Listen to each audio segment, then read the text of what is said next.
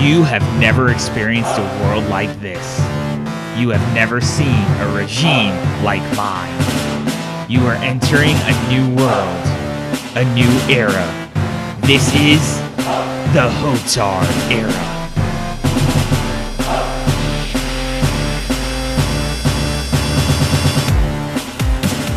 It's my world, you're just living in it. Welcome to the second episode of the Hotard Era. It also happens to be Halloween, so happy Halloween to all those who celebrate it. Hope you guys have some great costumes planned for today. But coming up on today's episode, keeping with the theme of Halloween, I asked on my Facebook page, Twitter, and Instagram, what is the best Halloween costume you have ever worn and why? So that will be coming up on the heartbeat of the hierarchy. I'm also going to give credit to one particular high school football coach in Louisiana who pulled what was, I think, one of the classiest moves you possibly could, and it shows that there is more to sports than just winning a stupid football game. And then I'm also going to talk about breastfeeding. Never thought I would hear myself say that, but yes, I'm going to talk about that in Hotard's Heating Up because, well, we have the whole normalized breastfeeding movement, so I'm going to give my 2 cents in that. But let's go ahead and start off with a mic check. Testing, testing, testing. Is this thing on? I think we're good. It's time for the opening mic check. For this week's mic check, I'm actually going to check myself.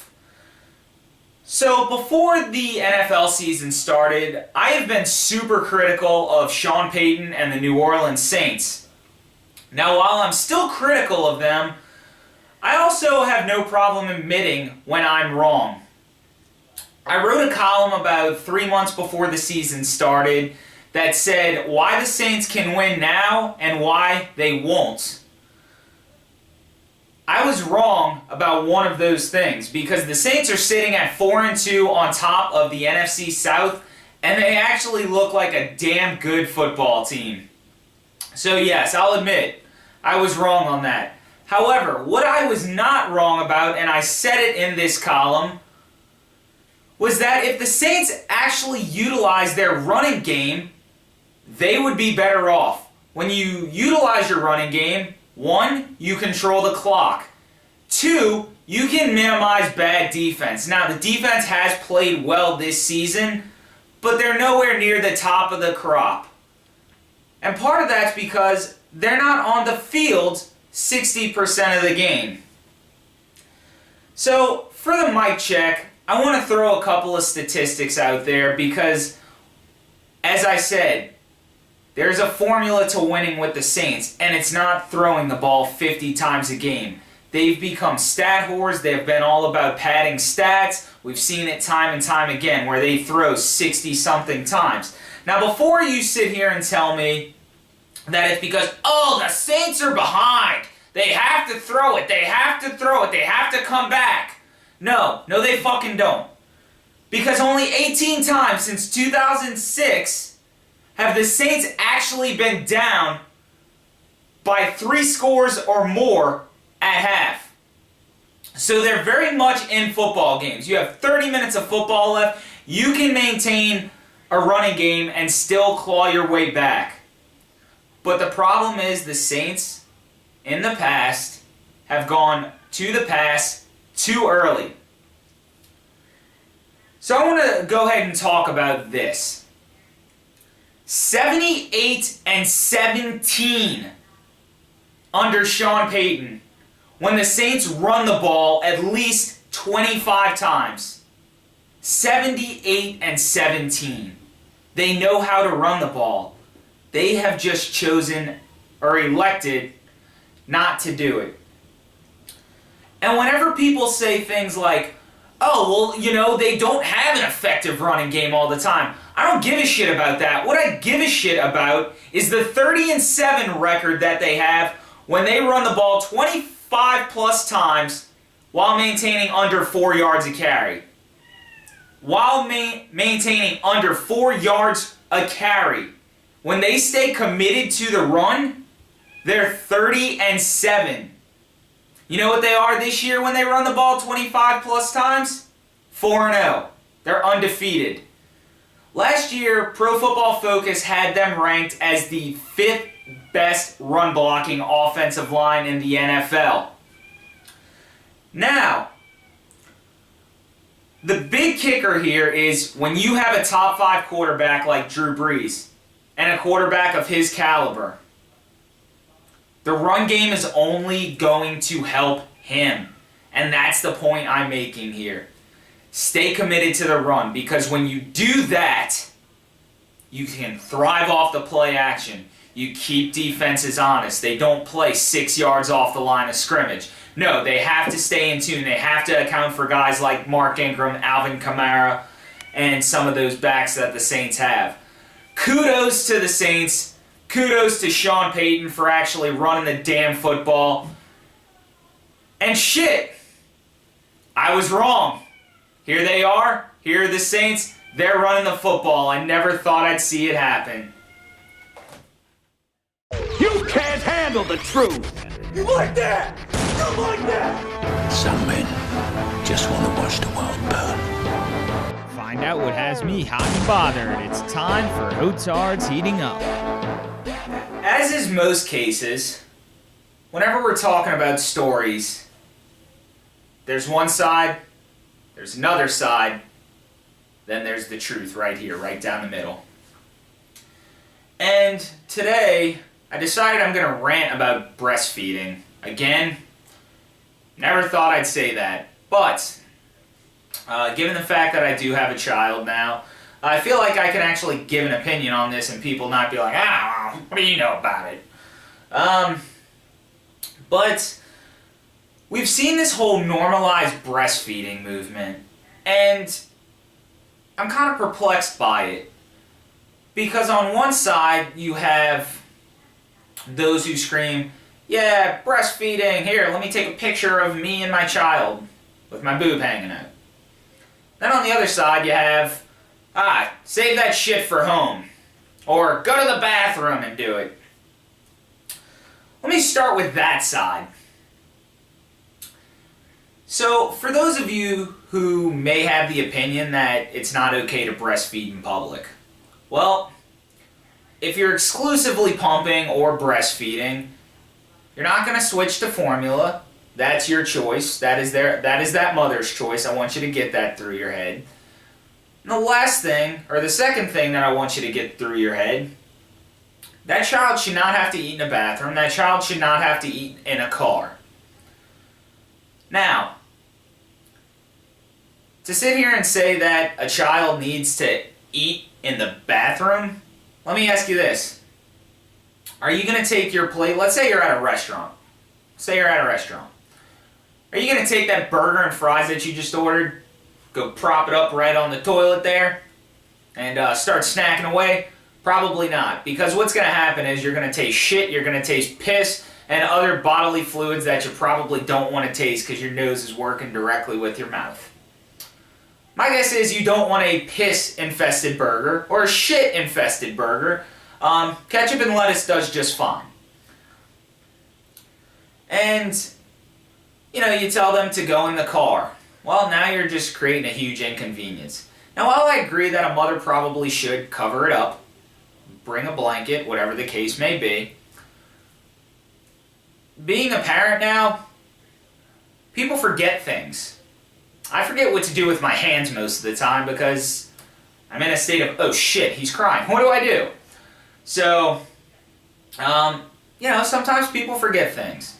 That still shouldn't mean they should have to go to the bathroom to eat their dinner. Then on the other side, we have this whole normalized breastfeeding movement, and I don't like that too much either. I love your message. I totally get it. But for the love of God, why are you posting a picture of you, boob hanging out, calling for a normalization of breastfeeding? I have a problem with that. Because on one hand, most of you will probably get pissed if people start staring at you. with your boob hanging out. And I got news for you coming from a guy. You see a boob, chances are, yeah, that's a boob, okay. Guys are typically going to probably peer over there. So are women, because they're like, is this bitch serious? But here you are glorifying it. And that's where I have a huge issue. Because you sit here and talk about what a special bond it is between you and your baby. You talk about, you can't get that bond with formula, this and that. Then stop making that bond about other people. Keep it between you and your baby. If you really feel that strongly about it, and you think that people need to understand the bond, stop posting it for the world to see. You wanna make a statement? Just breastfeed in public. Take the criticism in stride and deal with it. And if you feel the need to say something, by all means say something. You won't hear any complaints from me. In fact, I'll probably be the first one to your defense. You should absolutely be feeding your children whenever they need it, because there's nothing worse than listening to a crying baby. And if there's something you can do about it, you absolutely do it, because you don't want to hear your kid cry. But for the love of God, I just ask you, stop glorifying this special bond between you and your baby, because that's not cool either. Hear ye, please pay attention. We have an announcement from the House of Hotard. Someone has been accepted into the Hotard dynasty. Find out who has made it into the House of Hotard. That's right, time to find out who made it in to this episode's House of Hotard. As I talked about earlier in the intro, there's a specific coach in South Louisiana here. He's actually the head coach of St. Charles Catholic, and that's Frank Monica. Now, if you're not from Louisiana, you may have never heard of him. If you are from Louisiana, you probably have heard of him. He's quite a legend in high school football. He's been doing this a long time, and he's won quite a few championships. Well, I want to give a lot of credit to him, because with high school sports, being someone that played and then shortly quit after giving it a shot, there's more to sports and more to life than just getting more points than the other team. Whether you believe that or not, so be it. But the overall reason I feel like most people put their children in sports is to build character, is to build a foundation, a good belief system, and to teach them about teamwork, about dignity, about respect, about sportsmanship. That is the overwhelming majority of, I think, why a lot of parents want their children participating in sports. Now, I'm not saying that you should just accept losing and that be the end of it. No, you shouldn't. You should strive to be the absolute best you can be. Sometimes your best just isn't good enough. Fact. So Frank Monica and St. Charles Catholic were taking on Haynes Academy. Now, we're talking about one of the best programs in the state with St. Charles Catholic versus one most of you probably haven't heard of. Well, Haynes lost several upperclassmen, and the ones that they did have, a lot of them were out with injuries. So they're starting a lot of, sophomores, freshmen, and a lot of underclassmen. This game could have gotten ugly, it could have gotten out of hand, and it could have been a slaughtering. However, Coach Monica decided to pull his starters very early in the game. They still wound up winning 40-0. But he pulled a lot of his best players in favor of freshmen, 8th graders, and a lot of younger guys, giving them some sort of experience and also calling the dogs off. But it gets better. So Frank goes over to Haynes after the game is over and gave them a pep talk. And, I couldn't find exactly what he said in that, but I assume it's something along the lines of keep your head up, you gave it your all, something like that. And I think that shows a lot of class, and I hate the word class because we use it far too much in sports. Oh, that guy's a class act. But super classy on his part, and I think that teaches a valuable lesson. There are more to sports than just winning and losing and the scoreboard. Haynes.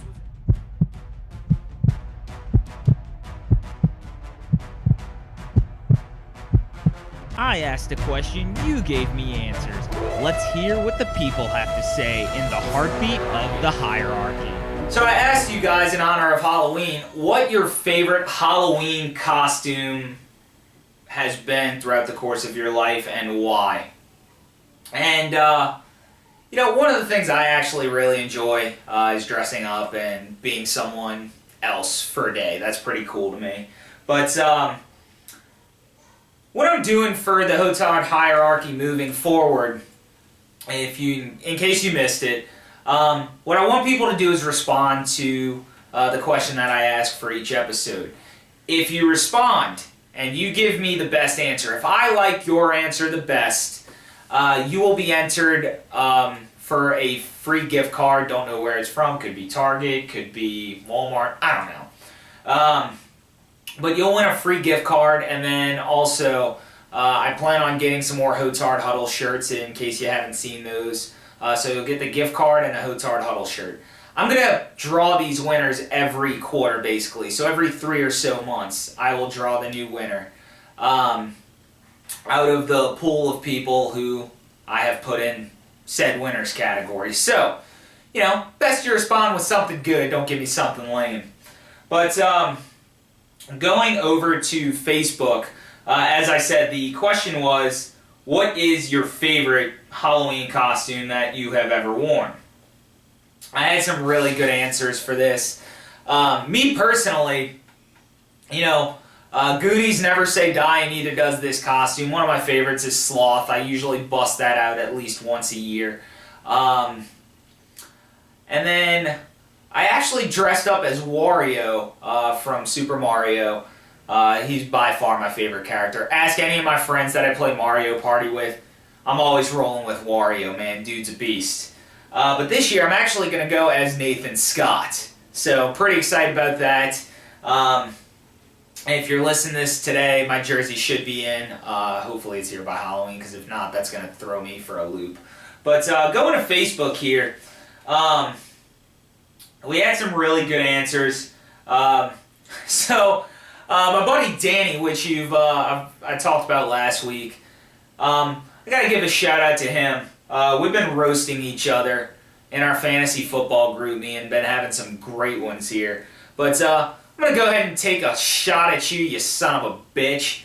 So, Jessica, his girlfriend, commented that Jess and Jess's daughter are going to go as Wonder Woman and Supergirl and Superman. So, Danny, I can't believe you're actually going to be Superman. So as I alluded to on last show, Superman's a fuckboy, so I guess it's fitting for you. But, hey, good luck with that, and thanks for coming out, man. We'll fucking call you. But, some of the other responses here, I gotta say, my buddy Grant posted a picture of himself dressed as Mankind, former WWF superstar. And he said, Mankind / Mick Foley, because he's one of the greatest wrestlers to ever lace up a pair of boots. Have a nice day. For those of you who don't know, that's the famous catchphrase from Mick Foley. But him dressing up as Mrs. Foley's baby boy is pretty awesome. He's got the championship belt, he's got the mask, he's got the long wig, the white shirt and the tie, and good old Mr. Sacco. So that is huge. I love it. So kudos to Grant. I believe he posted another one on Twitter, which I'll get to in a second. And then my friend Buddy commented Jimi Hendrix because he lives through me. You know, I'll go ahead and agree with that. Dude's a hippie. But you know, can't go wrong with old Jimi Hendrix. Then, this one I think is fantastic. It's by my boy Matt Labitu, who said, he dressed up as Josh Hamilton one year. Now, Josh Hamilton, former Texas Rangers outfielder, has a bit of a drinking problem. So, I probably shouldn't be laughing at this, but this is classic. He dressed up as Josh Hamilton. He had the tattoo sleeves and everything. And he got increasingly messed up at the Halloween party he went to, so he called himself Relapsing Josh Hamilton. Kudos to you, sir. That's fantastic and original. Last one on Facebook I will mention is from my former co-host on Off the Record, Richard Fisher. He dressed up as Les Miles, but he had the big Flava Flav clock, because we all know Les Miles sucks at clock management. So that's really awesome. Super pumped about that one. Then if we go over to Instagram, I believe I had a couple of comments there. Well, this is awkward. Thought I did. Maybe I did. I'm not cool. No. It just popped up. Took a while to load, you know. I thought I did, so I was right. I had my one. But good old Chuck Pants, my dude Charles, said Scorpion from Mortal Kombat. I mean, what's better than a ninja from hell who shoots spears out of his hand? Nothing. Absolutely nothing. You are absolutely right about that, my friend. And then if we go over to Twitter, I gotta find what Grant's other costume was. But I remember it being something serious. But this dude sent me like 4 via text and told me pick 2. Another good one he had while I find this was the classic Confused Colonel. For those of you who don't know what a Confused Colonel is, it's people who go to Nichols and wear other schools' colors and apparel. Fuck those people. They suck. But let's go ahead and find this here. So, Grant. My boy Grant. Oh, here it is. Here it is. This picture is fantastic, and you'll see it on this video. He dressed as Dwight Schrute because it's a fact that Bears eat beets.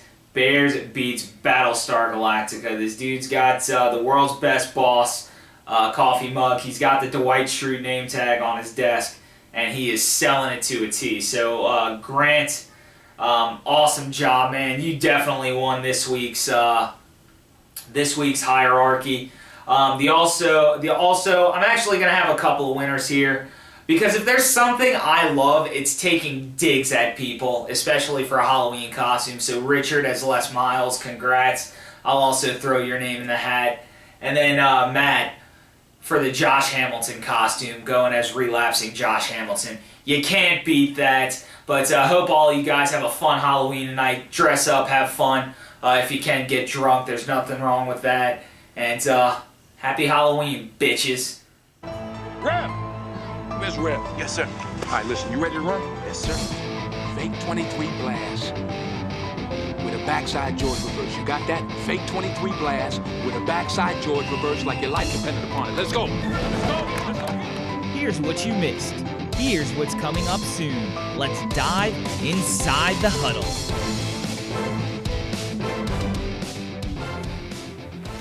So in case you missed some of the things that happened on Hotard Huddle, one of the columns that I shared recently was actually about a client of mine. If you don't know, I'm also a personal trainer. Gotta say that with more feeling, like, I'm a personal trainer. I'm a consummate professional. I know shit. You know, compound movements, you know? Let's talk about compound movements for a minute. Hammer curls. Compound, 2 words, baby. So, anyway, let's go ahead and talk about what we missed this week. But Brandi, client of mine, been working with her for about 6 months. I kind of posted her story, which I think is interesting because I feel like it describes the life cycle of a gym member to a T.